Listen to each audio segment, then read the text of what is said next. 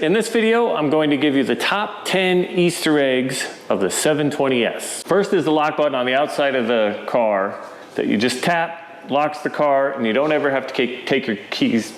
You don't ever have to take your keys out of your pocket. It's located just behind the driver's door on the inside of the little air vent tunnel thing.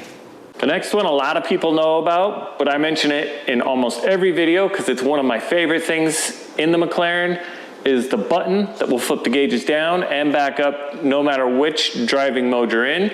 So if you're in comfort, you could push it, get the cool flip down gauge, or if you're in track and want the gauge up, hit the button, it'll flip up. I found a really cool option that I haven't personally needed yet, but I think it's a really good thing for most McLaren 720 owners to know.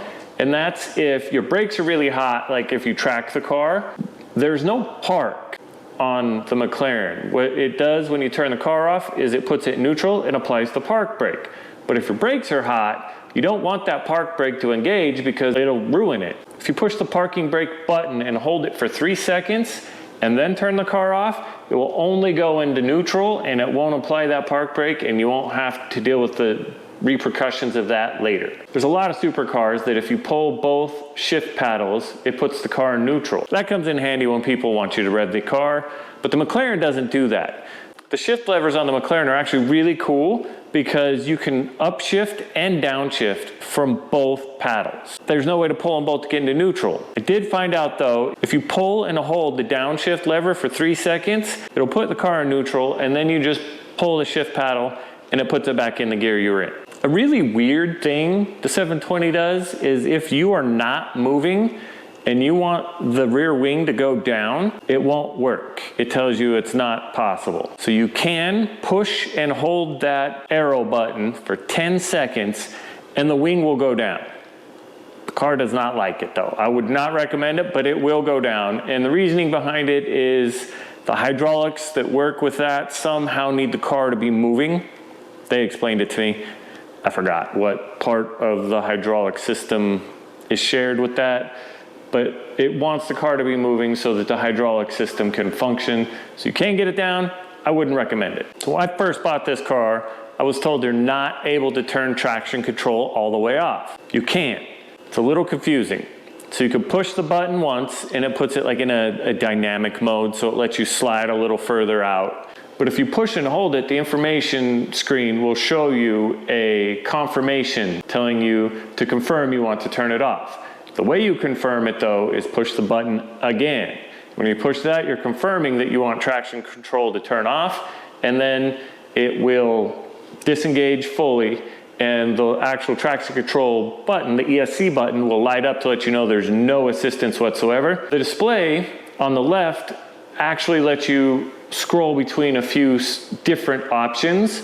Originally when I bought mine, it was on the trip options, and I never played around with the sticks, so it's actually the left stick, not the blinker one, the control stick, and you just bump it up or down and it will go through a few different screens, and you can see music or the phone that's connected or the radio or messages. If there's something that pops up wrong with your car, it'll display that, or your trip stats. If you want louder starts, because that's one weird thing with the 720 is it doesn't really have a loud cold start.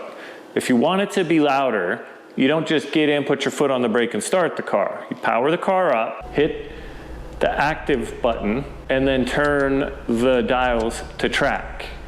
That will have it start in the most aggressive mode, and it'll get you the loudest start.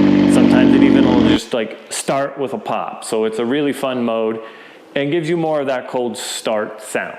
There is no remote start on the 720, but there is a really cool feature that on your remote, if you push and hold the unlock button for 3 seconds, it activates the hot evac mode. It will crack the windows and blast the AC to push all the hot air out. And I didn't know it had it, but the 10th thing is the ambient lighting. You can actually adjust the colors. Mine's car's orange, the inside lights were always orange. I thought that's just what they did, like color matched it or something. There is a setting, touch it and you can adjust the colors, which lights are on, which lights aren't on, and it will make the interior a little bit different and fun and you can adjust it with whatever you want. That's the top 10 Easter eggs I've found for the 720S. I do have one more unique thing that's not an Easter egg, but it's just a cool thing I found out. Before I get to the last thing, if you could just subscribe, thumbs up, comment, whatever, I'd really appreciate it. But the last cool thing I figured out is the home button on the McLaren is a weird circle with a squiggly line looking thing through it. I never knew what it was, didn't really pay much attention to it, but another YouTube channel told me, and it makes sense now that I look at it, it's actually the aerial view of McLaren's home building with the lake, the lines of the lake, and then the building. So the home button isn't in the shape of a house. They made it unique in the shape of McLaren's home. And I think that's a really cool touch and makes it unique compared to every other car. So that's it, and I'll see you on the next one.